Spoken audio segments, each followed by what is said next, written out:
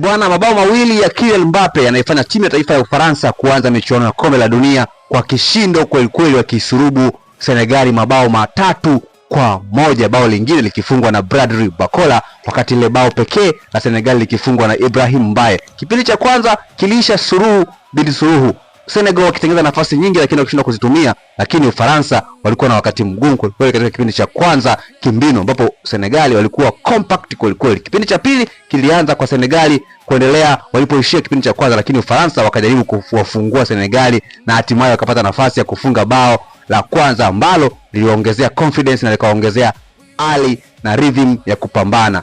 Kylian Mbappe anafikisha mabao 14 katika michuano ya kombe la dunia, akibakiza magoli mawili tu kuifikia rekodi ya Miroslav Klose wa Ujerumani ambaye anaongoza kwa kufunga mabao mengi zaidi katika michuano ya kombe la dunia akiwa na mabao 16, akifuatiwa na Ronaldo de Lima. Kylian Mbappe anaifikia rekodi ya Gerd Müller wa Ujerumani. Je, unamwona Kylian Mbappe akiwa mfungaji bora wa muda wote katika michuano ya kombe la dunia? Mabao mawili akiyafunga leo, lakini pia assist za Michael Olise, performance kubwa kwa katika kipindi cha pili. Lakini Senegal wanatakiwa wajitafakari katika eneo lao hasa la kushambulia. Walicheza vizuri kipindi cha kwanza na hawakuweza kutumia nafasi, hatimaye wamepigwa bao 3-1.